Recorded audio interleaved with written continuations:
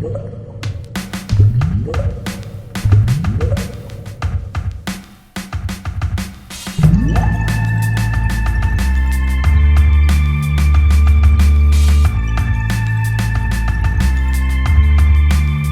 everybody, welcome to Board Online, Board Offline. Today we're bringing you our top 20 most played games of all time when you look at the number of hours played. So in January, we always talk about the games we've had the most individual plays of, but in November, we always like to look at the actual number of hours played. I use the Board Game Stats app to track all my plays. It tracks both the time played and the number of plays, so easy to get these statistics. Before we start, I want to mention, let's see, we have 1,000, well, hold on, no, let's see, we've got 1,894 total plays, and this is all starting in June of 2014 was when I started tracking my plays. So at this point, we're, what is that, 7.5 years of plays.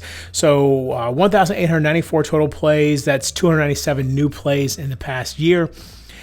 Games, and by the way, this would run up until October 31st of this year. That's 241 total games, 36 new games in the past year. Total time played is at this point around 1,628 hours, which means I got about 268 hours in the past year. The average time per play is at 51 minutes, which is holding steady from last year. So that gives you an idea of the type of game I typically play. And then my H index at this point is 22, which means I've played at least 22 games 22 times, and that's increased by 2 since last year. Last year was at 20. So we're going to get started right in this. Now, of course, we do all our videos are by the minute. So since we've got a list of 20 games here, we're going to do it in 20 minutes. And we're going to start that. Let me get to the right spot in the list. All right, we're going to start 20 minutes right now. All right, so number 20 is Splendor with 19 hours and 48 minutes played. Splendor is, it's actually been quite a while since we've played this one, but it's one of my wife's favorite games. I really enjoy it as well. It's kind of an engine building game where you've got these cards laid out that are levels 1, 2, and 3, and you're using gems that are really these nice hefty poker chips. You're using gems to pay for the cards, but then as you get the cards, they provide you further gems of the different colors. I believe there's 5 colors plus gold. I'm pretty sure five different gem colors plus gold.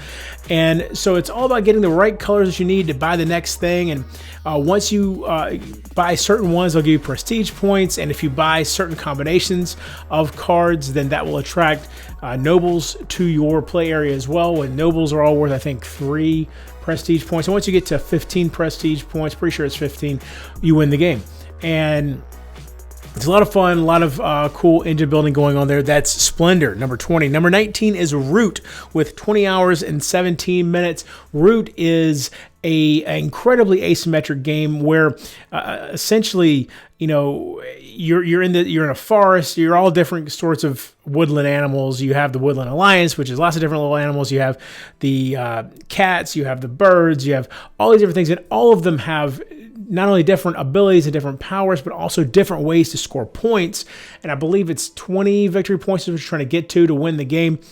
But incredibly asymmetric in the way they work. In the base game, it comes with 4 factions. There's 2 expansions, I believe, that each have 2 additional factions. Plus, you can get the Clockwork expansion that allows you to play it solo, which is really, really, really well done. The solo version of this game is fantastic, considering how complex the rule sets are for the individual factions. The fact they've been able to create AIs for them is a really incredible achievement, and it really works well. That's number 19, Root. Number 18. 21 hours, 6 minutes for Sleeping Gods. This one is brand new this year. Sleeping Gods came on real strong, and I absolutely love this game. I've taken a bit of a break from this point, probably been a couple months since I've played it, but I believe my group and I will probably get into this one shortly after we finish our Kingdom Death campaign. Sleeping Gods is this open world, lots of little islands and everything all over this open world that you're selling your ship to.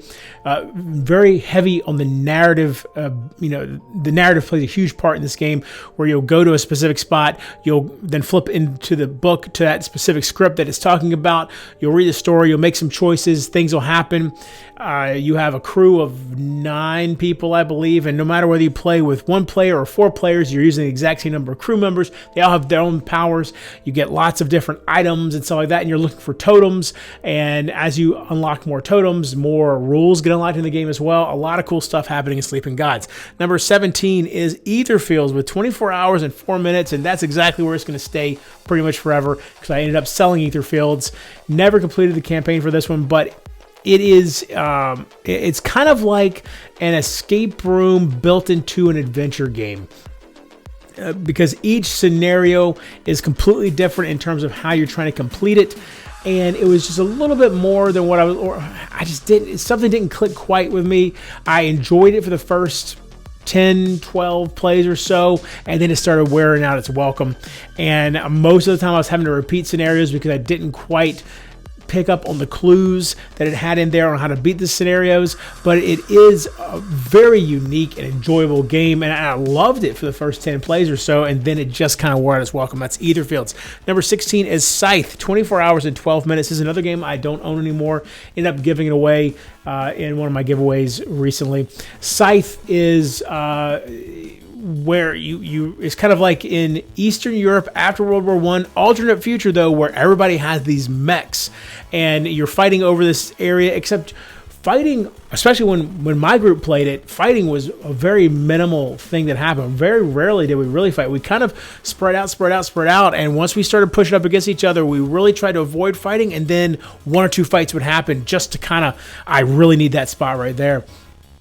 And as you achieve different things in the game, you put stars up on the board, and when a certain number of stars are put out, that's the end game. And as you spread out, you also have this other track that you're moving up on the side of the board that is going to determine how many points different things are worth. And your popularity with the people comes into play. All kinds of different things going on. Lots of different strategies you could use in Scythe. Number 15 is Star Realms, 24 hours and 13 minutes, just barely beating Scythe out by 1 minute. Star Realms is primarily a 2-player card game. There are other player counts you can play it at, but I only really ever played it 2 players.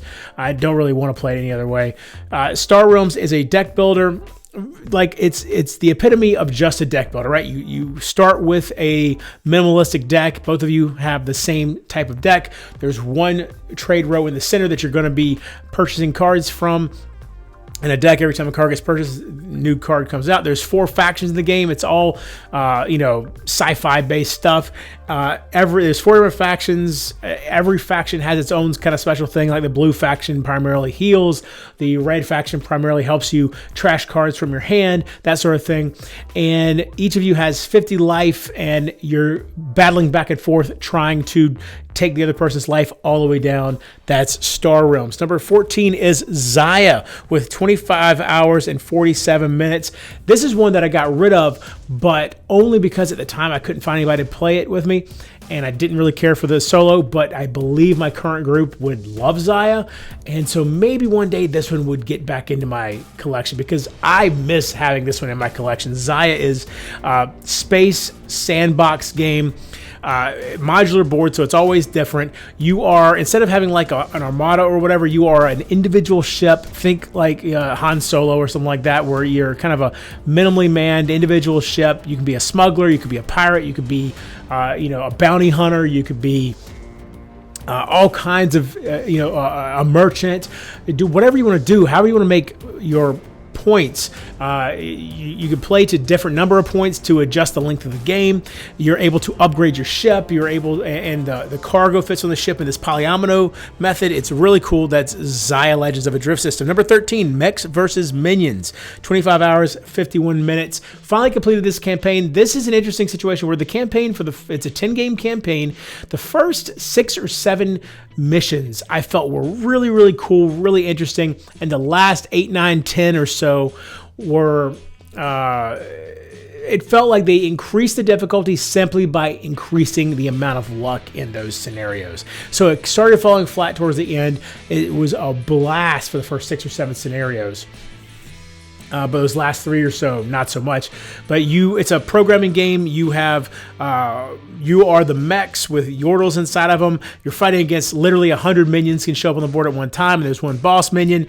And you're programming your command line, and as different things happen, when you take damage, it affects your command line, and all kinds of different goals and achievements or not achievements, but different goals in each scenario. That's Mechs versus Minions. Number 12 is 7th Continent with 26 hours, 33 minutes. 7th Continent is one that I have played as much as I want to solo. I'm going to bring it back out with my group, though, at some point. The base game comes with 4 different curses, which are basically the scenarios. The cool thing with 7th Continent is the world is fixed. Like, even though it looks modular, it's not really modular because it doesn't change. Like, no matter which scenario you're playing, the continent is the same. You just start in different places, and you have an action deck, but your action deck is also your life. And so as you run through the action deck, you're going to want to be healing yourself, which means you take cards from the discard pile and put them back in the action deck, because once you run out of the action deck, then you start pulling from the discard pile. And if you pull from the discard pile and you pull one of the cursed cards from the discard pile, that's how the game ends. So once you are pulling from the discard pile, you're on borrowed time, so you really want to heal that. A really fascinating mechanism there, and I really like how that works. That's 7th Continent. Number 11 is Mansions of Madness 2nd Edition, 28 hours, 23 minutes. Mansions of Madness 2nd Edition is app-driven, which is entirely different than the 1st edition, but it's cool because you'll start with just a single tile on the board, and you have some doors on the side, and you go to one of those doors, and then the app will tell you what's going to go in that next room, and you go in there, and you can explore different spots to explore and everything, and maybe a monster shows up, and you are going to fight monsters on occasion, but it almost always is going to leave you hurting, weaker than before. So fighting is really like your last resort. You want to try to avoid them if you can help it. You've got certain characters that can use magic, but magic is always very risky because humans really shouldn't be messing around with magic that much to begin with. And so when you use it, there's a chance it's going to cause some problems for you as well. Lots of interesting decisions to make in Mansions of Madness. Lots and lots of scenarios at this point that you can get for the app. So that's Mansions of Madness 2nd Edition. Number 10 is Midara, Unintentional Malum Act 1. This is 33 hours, 12 minutes. Never has a board game that I've played felt so much like a JRPG.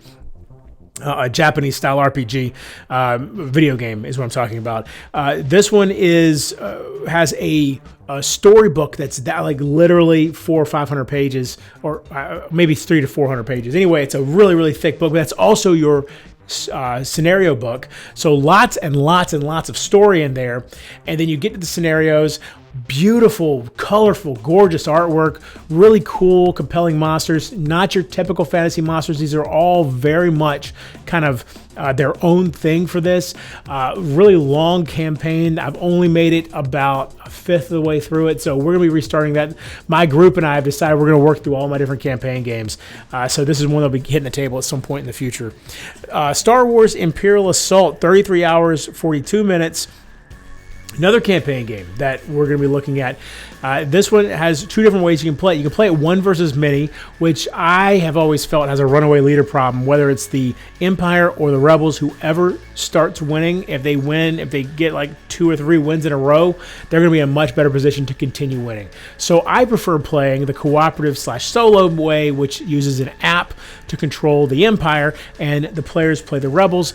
Most of the characters that you're going to be playing as are all made for the game, as far as I know. They're not in canon other than the game's canon, but heroes from the movies, from the books, that sort of thing will show up. Luke Skywalker, Darth Vader, all those people will show up, and you kind of have to really watch out for them, right? And because it takes place in a specific part in the canon of the movies and the lore of the movies, a specific timeline. So that's why you won't have the heroes, but they will show up occasionally and help out or come after you in the case of Darth Vader. Number 8 is Pandemic, 33 hours, 57 minutes. just a classic. We pull it out once or twice a year, play a couple of games of it.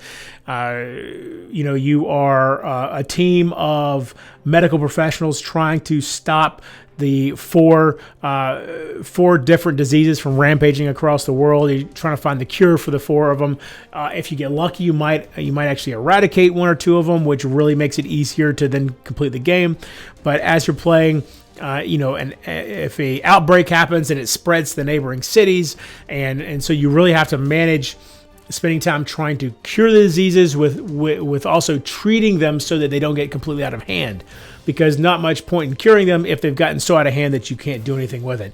That's Pandemic. Number 7 is Pandemic Legacy, 41 hours, 31 minutes.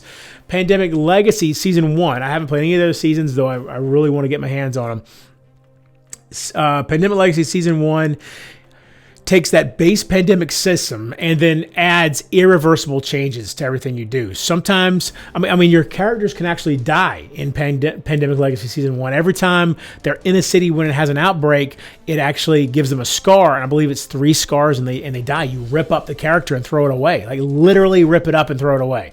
And then, if an outbreak happens in the city, you stick a sticker on the city to show that it's becoming restless or unrest is starting to occur. And if outbreaks keep happening in that city, eventually the city is going to start rioting, and all this sort of stuff makes it more difficult to get into the city.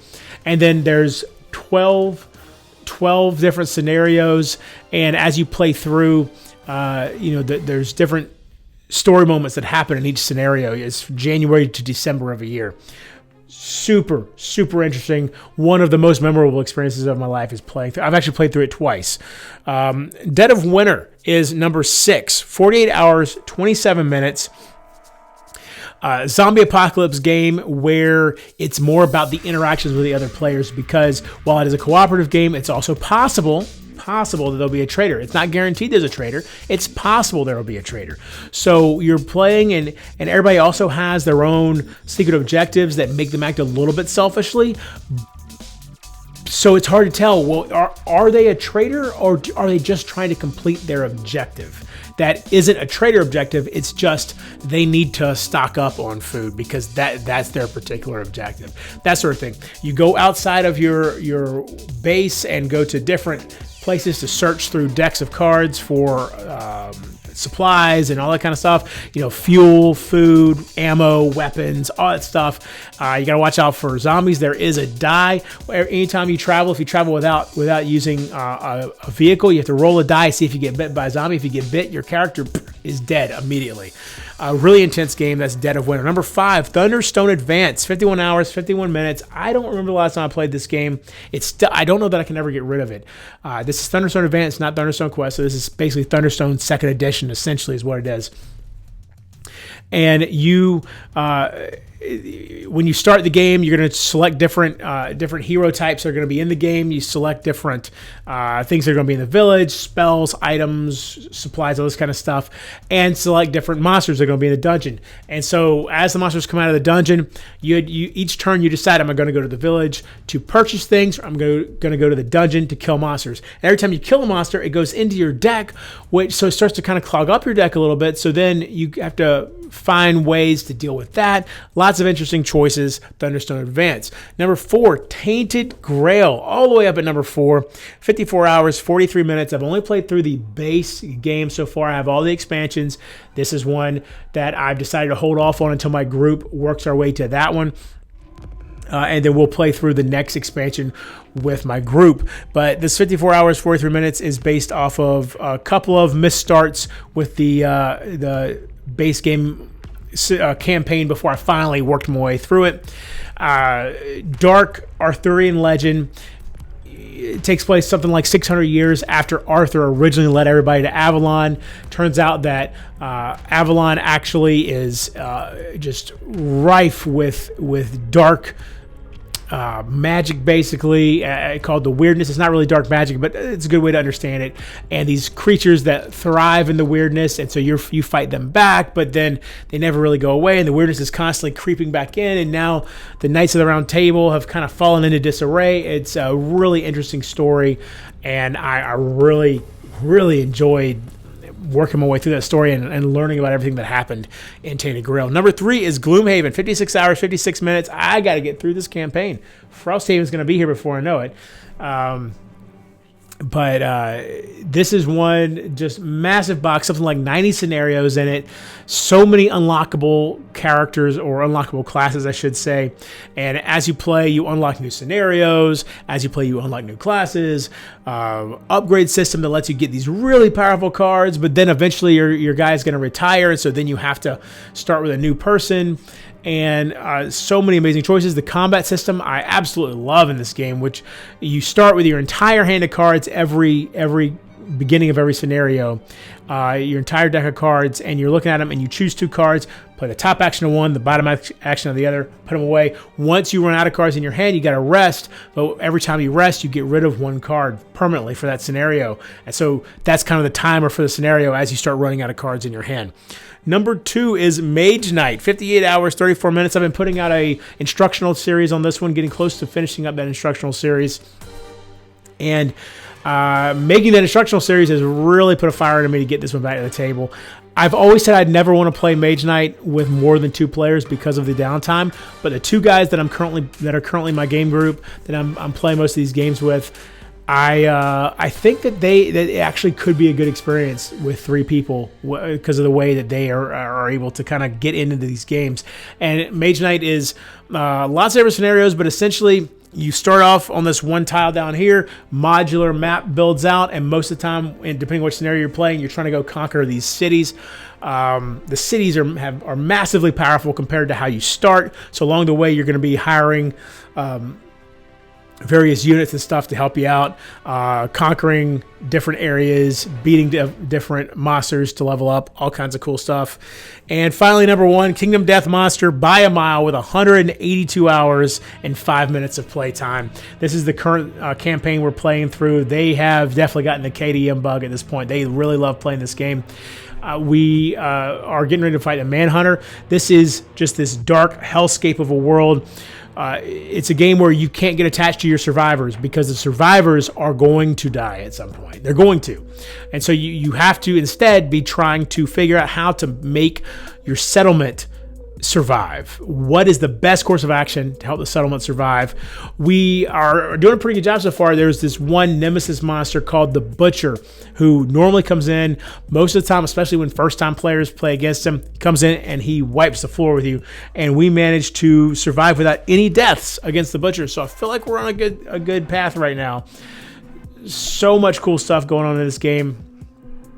It's as much of a civilization building game as it is a boss battler, and that's a really cool combination. Obviously thoroughly enjoyed if I'm at 182 hours of playtime with this one at this point. Thanks so much for watching. I hope you enjoyed it. Please give us a thumbs up. Go check out our Patreon. Subscribe to the channel. Click the bell. All that good stuff. Until next time, if you're bored online, bored offline.